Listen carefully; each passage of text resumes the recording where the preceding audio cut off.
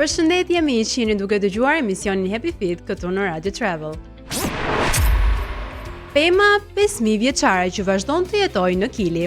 Në jug të Kilit ndodhet një nga organizmat më të vjetër të gjallë në planet, pema e njohur si Gran Abuelo, që do të thotë gjyshi i madh.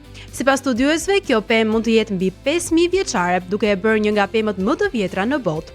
Kjo pemë gjigande ka arritur të mbijetojë për mijëra vite, duke përballuar stuhi, ndryshime klimatike dhe ndërhyrje njerëzore.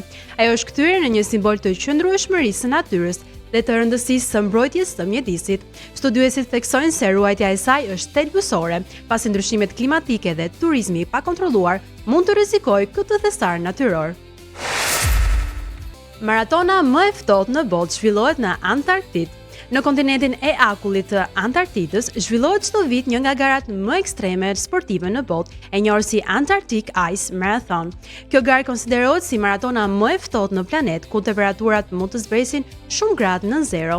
Pjesëmarrësit nga vende të ndryshme të botës udhëtojnë drejt Antarktidës për të marrë pjesë në këtë sfidë të jashtëzakonshme. Ato përballen jo vetëm me të ftohtin ekstrem, por edhe me erat e forta, terren të mbuluar me akull dhe dëbor, si dhe kushte të paparashikueshme atmosferike.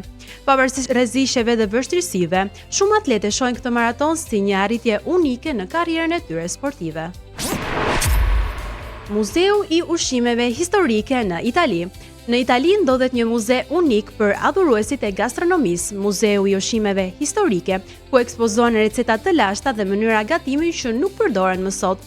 Vizitorët mund të shohin mjetet të vjetra kuzhine, përbërës tradicional dhe receta që tregojnë evoluimin e ushqimit dhe kulturës italiane. Ekspozita ofron një udhëtim në kohë, duke zbuluar se si njerëzit gatuanin shekuj më parë dhe si traditat e lashta ushqimore ndikojnë ende në kuzhinën moderne.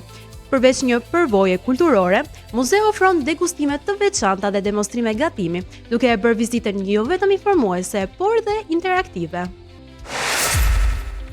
Ura që zhduket nën ujë në Holland. Në Holland ndodhet një nga urat më të pazakonta në botë, e njohur si Moses Bridge. Ajo është ndërtuar në një mënyrë të tillë që krijon iluzionin sikur zhduket në sipërfaqen e ujit. Ura është e projektuar në nivelin e ujit, duke e lejuar vizitorët të ecin mes dy mureve anësore, ndërsa uji qëndron në të njëjtën lartësi me tokën përreth. Nga larg duket sikur njerëzit po kalojnë përmes ujit, duke krijuar një efekt vizual mbreslënës. Struktura është ndërtuar prej një druri të krijuar për të rezistuar lagështisë dhe është bërë pjesë e një projekti restaurimi pra një fortese historike. Arkitektura inovative e ka kthyer urën në një atraksion turistik dhe një shembull të mënyrës se si dizajni modern mund të ndërthyret me natyrën dhe historinë. Firenze, qyteti i dytë më romantik në botë. Qyteti italian i Firenze është renditur si qyteti i dytë më romantik në botë, duke të rrequr çdo vit mijëra çifte nga i gjithë globi. I njohur për arkitekturën e tij mahnitse, rrugicat me kaldrëm dhe historinë e pasur, Firenze konsiderohet një destinacion ideal për udhëtime romantike.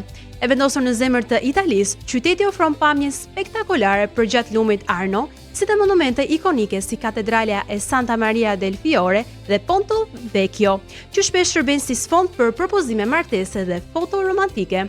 Rënditja e fundit e konfirmon edhe një herë reputacionin e Firenzes si një nga destinacionet më të dashura për çiftet, duke pozicionuar atë në qytetet më romantike të planetit.